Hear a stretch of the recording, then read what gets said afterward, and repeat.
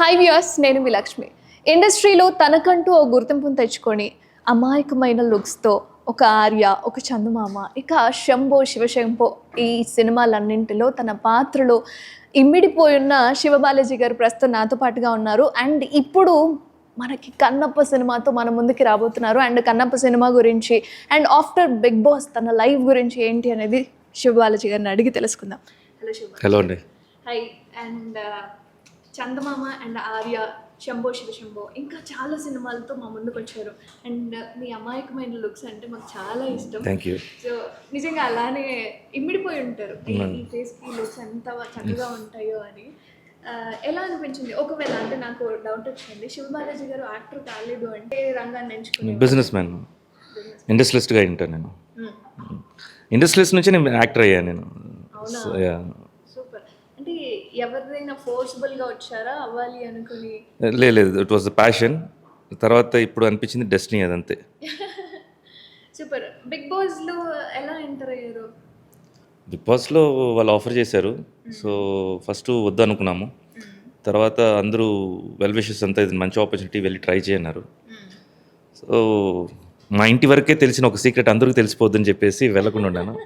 But లాస్ట్లో సరే వెళ్ళమన్నారు కాబట్టి ఆ డిసిషన్ తీసుకున్నాను. సో జనాలు తెలిసిపోయింది. బట్ సీజన్ 1లో బ్రాండ్గా నిలిచిపోయారు మొత్తానికి. మీ సీజన్ మీరు ఉండడం వల్ల లేకపోతే ఆ బిగ్ బాస్కి సంబంధించిన విషయాలు తెలియడం వల్లనో కానీ మిగతా సీజన్స్ కూడా చాలా క్రేజ్ వచ్చింది.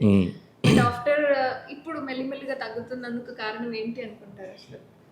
మేబీ కంటెంటే ఉండొచ్చేమో. కంటెంట్ అండ్ రైట్ కంటెస్టెంట్స్, ఇది కాంబినేషన్స్.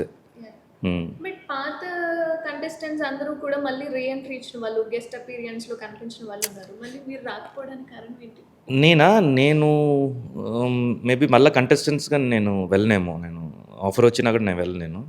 వన్ టైం అది మంచి మెమరీ, అలా వదలేదు. అలాగే మళ్ళీ అది చేయాలనేది మనం అనుకోకూడదు. అండ్ ఆఫ్టర్ బిగ్ బాస్ ఎలా అనిపించింది మీకు? బయటకు వచ్చిన తర్వాత మీ సిచ్యువేషన్ ఏంటి అసలు? బయటికి వచ్చిన తర్వాత ఫ్యాన్ ఫాలోయింగ్, ఆ క్రేజ్ అనేది చాలా ఎక్కువ ఉండింది. యాక్చువల్లీ ఇది మంది కాదు, ఇది మనం వెళ్ళినప్పుడు ఇలా ఉండలేదు అని ఒక డౌట్ వచ్చింది నా మీద. సో ఇది నాది కాదు, నేను అంటే అంత ఇన్స్టెంట్గా నేను క్రియేట్ చేయలేదు, సంథింగ్ ఏదో అని చెప్పేసి ఒక 3 months నేను బయటికి రాలేదు. నేను అన్నీ సెట్ అయిన తర్వాత కొంచెం డైవర్ట్ అయింది నా మైండ్ కూడా కొంచెం. నేను యాక్చువల్గా బిగ్ బాస్ నుంచి బయటికి వచ్చేసాను అనుకున్నాను, కానీ రాలేదు. నేను అక్కడే ఉండే, నా టాపిక్సే నాకు ఇష్టపడుతున్నాను మాట్లాడడానికి.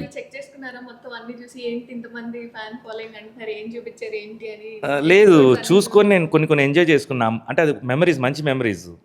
సో అలా చూసుకున్న రోజులు ఉన్నాయి. తర్వాత క్రేజ్ గురించి నేను పెద్దగా పట్టించుకోలేదు. అది తెలుసు, అది వస్తుంది పోతుంది, అది ఇట్స్ నాట్ ఆల్వేస్ విత్ అస్.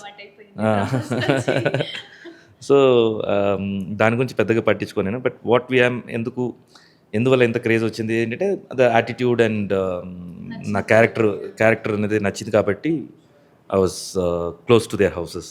అంటే మీకంటూ ఫ్యాన్ బేస్ని క్రియేట్ చేసుకున్నారు. అంటే ఫ్యామిలీ మ్యాన్, యా. అది అవును, ఒక అన్నలాగా ఉన్నాను, ఒక కొడుకులాగా ఉన్నాను, అలా అందరూ. అది ఇట్స్ అ గ్రేట్ మూమెంట్ కదా. అలా ఎన్ని మూవీస్లో మనకి రాదు. ఓన్లీ ఇలాంటి రియాలిటీ షోస్లోనే మన ఒరిజినల్ క్యారెక్టర్ని చూసి ఇష్టపడటం అనేది చాలా పెద్ద విషయం అది. అండ్ అంటే మీరు సినిమాల్లో ఎంట్రీ ఇచ్చినప్పుడే ఫ్లాప్స్ అండ్ హిట్స్ మీకు అలవాటు అయిపోయింది, ఒడిదుడుకులు అనేవి కామన్, అర్థమైపోయింది. కానీ ఆఫ్టర్ బిగ్ బాస్ మీ లైఫ్ ఎలా అనిపించింది? లైక్ అవకాశాలు కావచ్చు, లైక్ ఫ్యాన్ బేస్ కావచ్చు, ఎలా? బిగ్ బాస్కి వెళ్ళక ముందే నేను వచ్చేసి ఆల్రెడీ హిట్ మూవీస్ ఉన్నాయి. శివబాలాజీ అంటే అందరికీ ఒక ఐడెంటిఫికేషన్ ఉంది, అంతా ఉంది. బిగ్ బాస్లో ఇట్ వాజ్ జస్ట్ ఒక వరల్డ్కి కనెక్ట్ అవ్వకుండా కట్ అయ్యి ఫ్యామిలీకి అంతా కట్ అయ్యి అదొక మూమెంట్ అంతే నా లైఫ్లో. బట్ ఒక మంచి ఎక్స్పీరియన్స్. నేను ప్రతి ఒక్కరు కూడా ఎక్స్పీరియన్స్ అవ్వాలని చూసాను. బట్ దానివల్ల ఫేమ్ వచ్చేస్తుంది అంటే మాత్రం అది నేను చెప్పలేను, డిపెండ్స్. అంత ఈజీగా, ఎందుకంటే మనం చూసేటప్పుడు ఎవ్రీ1 విల్ బీ జడ్జింగ్. అంటే వాళ్ళ ఇంట్లో వాళ్ళు తప్పు చేస్తున్నారు లేదో కానీ ఇంకోళ్ళు చేస్తే మాత్రం చాలా జడ్జిమెంటల్గా మాట్లాడతారు, అసలు టోటల్గా మోసేస్తారు అసలు. సో అది మన చేతులు లేదు, ఇది ఎవరి పాయింట్ ఆఫ్ వ్యూ వాళ్ళది కాబట్టి అది మనం ఏం చేయలేము. అది డ్యామేజ్ అవ్వచ్చు, లేకపోతే మంచి రిజల్ట్ కూడా తీసుకురావచ్చు. అండ్ ఇప్పుడు మీతో పాటుగా మీ వైఫ్ మధు గారు కూడా సినీ ఇండస్ట్రీలో ఉన్నవారు, తనకంటూ తన గుర్తింపు తెచ్చుకున్నారు. బయటికి వెళ్ళినప్పుడు ఎలా అనిపిస్తుంది మీ ఇద్దరికి? ఎక్కడ బయటికి వెళ్ళినప్పుడు లైక్ షాపింగ్ మాల్స్ కానీ. ఓ అది ఏం లేదు, నార్మల్గా వెళ్ళిపోతాం. ఎవరన్నా నవ్వి మాట్లాడంటే మాట్లాడతాము, ఫొటోస్ తీసుకుని టైం ఇస్తాము. ఇట్స్ వెరీ నార్మల్, ఏదో స్పెషల్గా అయితే ఏం లేదు మాకు. సూపర్ మార్కెట్స్కి వెళ్ళిపోతాను నేను. సో ఏదైనా హలో అంటే హలో అని మాట్లాడతాను. అలా నథింగ్ నేనేం స్పెషల్గా అనుకున్నాను. బట్ చాలా జోవియల్గా ఉంటారు ఇద్దరు కూడా. అండ్ తన యూట్యూబ్ ఛానల్ కావచ్చు, ప్రతి ఒక్కటి అప్డేట్స్ చేస్తూ ఉంటారు. మీరు ఎలా ఉంటారు ఏంటి అనేది కూడా. అవును. ఎలా ఉంటుంది మీ బాండ్ ఇంత స్ట్రాంగ్గా? ఎందుకంటే ఇప్పుడు ఇండస్ట్రీ పరంగా చూసుకుంటే కొంచెం ఒడిదుడుకులు ఉంటాయి, హై అనేది ఇలా అనేది ఉంటుంది. బట్ మీరిద్దరు ఇంత స్ట్రాంగ్గా ఇండస్ట్రీలోనే మూవ్ అవుతూ ఉండడానికి గల కారణం ఏంటంటే? అది ఇండస్ట్రీని కాదు, జనరల్గానే బయట ఇప్పుడు ఏంటంటే ప్రతి ఒక్కరు ఇండివిజువల్ మోనటైజ్ అయిపోయారు. అంటే వాళ్ళకి వాళ్ళు ఓన్గా సంపాదించుకోవటం తెలిసిపోయింది. This no controls. ఒకప్పుడు ఉంటే హౌస్ వైఫ్ అండ్ మెన్ బయటికి వెళ్ళి సంపాదించి రావటం, ఆ ఇంపార్టెన్స్ అనేది, రెస్పెక్ట్ అండ్ ఇంపార్టెన్స్ అనేది ఒక టైంలో ఉండేది. ఇప్పుడు ఇద్దరు వర్క్ చేస్తున్నారు, ఇద్దరు ఈక్వల్ అంటున్నారు, నువ్వు ఎంత అంటే నేను ఎంత అంటున్నారు. సో ఇవన్నీ ద స్పేసే వచ్చేసి దూరం అయిపోతుంది. ఒక చిన్న విషయం నుంచి స్టార్ట్ అయ్యి ఎక్కడికి వెళ్ళిపోతుంది.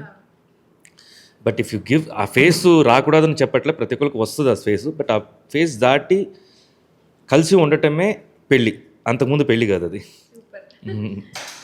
So respect each other, respect చేసుకోవాలి. కొంచెం టైం పడుతుంది, but if you give that space definitely. అంటే నువ్వు కోపంగా ఉంటే నువ్వు ఎందుకు కోపంగా ఉన్నావు మీద పడకూడదు. సరే కోపంగా ఉన్నావు కదా స్పేస్ ఇవ్వాలి. లెట్ దెమ్, తనో మీన్స్ లైక్ వైఫ్ హస్బెండో వాళ్ళు కూడా వచ్చేసి టైం తీసుకొని ఎందుకు అనేది, ఎందుకు కోప్పడ్డాడు వైఫ్ అనుకోవాలి, ఎందుకు నేను కోప్పడ్డాను హస్బెండ్ అనుకోవాలి. ఇలా ఇద్దరు సైడ్ ఉండాలి ఇది.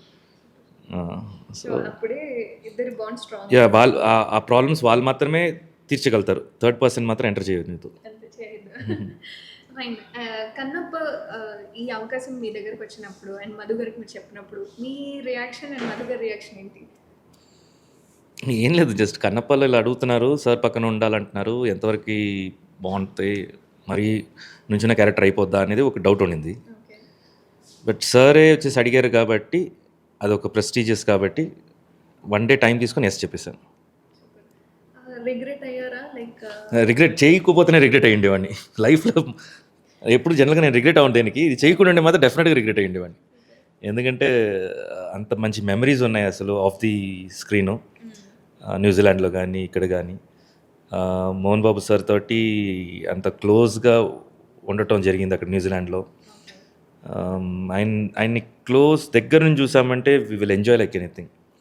ఆయన హ్యూమర్, అది హ్యూమన్ కనిపెట్టడానికి కొన్ని రోజులైంది నాకు. సో స్ట్రిక్ట్, ఆ స్ట్రిక్ట్లోనే జోకులు వేస్తారు, అది మనకు అర్థం కాదు, మనం అర్థం చేసుకుంటేనే అర్థం అవుతుంది. సో అది జోకా సీరియస్ అవుతున్నారా ఏంటి తెలియదు అనమాట. అవన్నీ దాటి వచ్చి నవ్వు ఇట్ ఇస్ లైక్ చాలా ఈజీగా ఉంది ఇప్పుడు ఆయనతోటి మాట్లాడటం. ఎంజాయ్ చెప్పాలంటే విష్ణు కంటే ఎక్కువ సార్ తోటి ఎక్కువ ఎంజాయ్ చేస్తాను నేను. సో అలా ఉంటుంది ఆయనతోటి కంపానియన్. నేను న్యూజిలాండ్లో ఆల్మోస్ట్ 2.5 months ఉంటాను నేను. 2.5 months ఉంటాను. Mohan Babu sir ఎప్పుడంతా shoot dates ఉందో ఆ డేట్స్ నాది. సో అది ఎప్పుడు కాదు, ఆయన అక్కడ ఉండిపోయారు, ఇంకా నన్ను కూడా అక్కడే ఉంచేశారు. సో అంటే కన్నప్పలో మీరు మోహన్ బాబు గారి సన్ను. So Mahadeva Sastry Mohan Babu sir character పేరు, కుమారదేవ శాస్త్రి నా పేరు. ఆయన కొడుకుగా యాక్ట్ చేస్తున్నాను సినిమాలో. అంటే నేను విన్నది ఏంటి అంటే మీకోసం అని చెప్పి క్యారెక్టర్ క్రియేట్ చేయబడింది అని చెప్పి విన్నాను. అవును, క్యారెక్టర్ మిమ్మల్ని వెతుక్కుంటూ వచ్చింది. గాడ్ బ్లెస్ కదా, అది గ్రేట్. అది నా ముందే జరిగింది. అది నేను మోహన్ బాబు సారు విష్ణు ఆఫీస్లో లంచ్ చేస్తున్నప్పుడు సడన్గా ఏదో టాపిక్ జరుగుతుంది, సడన్గా అడిగారు మోహన్ బాబు సార్, శివ ఎందుకు మన సినిమాలో లేడు అని అడిగారు. అంటే విష్ణు శివకి కావాల్సిన క్యారెక్టర్ దీంట్లో లేదు నాన్న అన్నారు. బట్ చేయాలి కదా తను ఏదో ఒకటి అన్నాడు. సో నెక్స్ట్ డే మళ్ళీ నేను ఆఫీస్ ఊరికే మాట్లాడుకున్నాము. నెక్స్ట్ డే ఆఫీస్కి వచ్చిన నువ్వు కన్నప్పలా చేస్తున్నావు అన్నారు. థ్యాంక్ యూ సార్ అన్నాను. విష్ణు నేను ఏ క్యారెక్టర్ లేదు, ఆయనకి అబ్బాయి క్యారెక్టర్ ఒకటి ఉంది, అది వద్దా కావాలనుకున్నాము, బట్ ఇప్పుడు నువ్వు చేస్తే బాగుంటుంది, నువ్వు చేయన్నారు. అక్కడ నుంచి అది ఓకే అయిపోయింది. అంటే కన్నప్ప సినిమా ఇప్పుడు 27th రిలీజ్ కాబోతుంది. సో అందులో ఉన్న ఆర్టిస్టులు అందరూ కూడా చాలా పెద్దవాళ్ళే, లైక్ ప్రతి ఇండస్ట్రీలోనూ ప్రతి అవును. దాంట్లోనూ. సో ఎలా అనిపించింది అంటే ఎవరెవరితో మీరు స్క్రీన్ షేర్ చేసుకున్నారు? లేదు, నేను వచ్చేసి మోహన్ బాబు సార్ ఏ సీన్స్లో అంతా ఉన్నారో ఒక్క సీన్ తప్ప మిగతా సీన్స్లో అన్నీ ఉంటాను నేను. అండ్ మిగతా క్యారెక్టర్స్ అంతా నేను ఎక్కువ లేదు, ఎందుకు నేను కాంబినేషన్ లేదంటే ఈయన కాంబినేషన్ వాళ్ళతో పడలేదు. ఓకే. సో అందువల్ల అలా అంటే ఇది ఇది పీరియాడికల్లోనే డిఫరెంట్ సెక్టర్స్లో జరుగుతాయి ఇది. ఓకే. సో ఇవన్నీ క్లైమాక్స్లో కలుస్తాయి అన్నమాట. కైలాసంలో లేదు అలా కాదు, కైలాసం అనేది సపరేట్ ట్రాక్ జరుగుతుంటుంది. అక్షయ్ గారు అక్కడ ఉంటారు. అవును, శివుడిది సపరేట్ ట్రాక్ అది, because is the designer of the whole story కదా.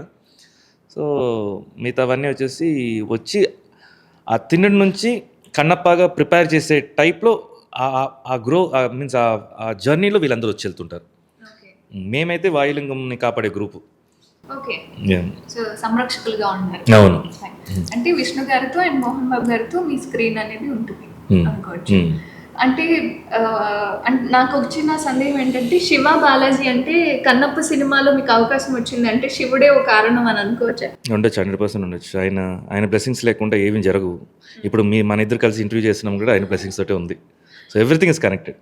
అండ్ కన్నప్ప ఫ్యాన్స్ కావచ్చు, ప్రతి ఒక్క ఆర్టిస్ట్కి సంబంధించిన వాళ్ళు కావచ్చు, ముఖ్యంగా మీ ఫ్యాన్స్ అందరికీ మీరు ఒక వర్డ్ కన్నప్ప సినిమా చూడడానికి కానీ లేదా మీ అపీరియన్స్కి కానీ ఏం చెప్పాలి అంటే ఏం చెప్తారు? Be positive, live positive. అంటే బీ హ్యాపీ. Thank you.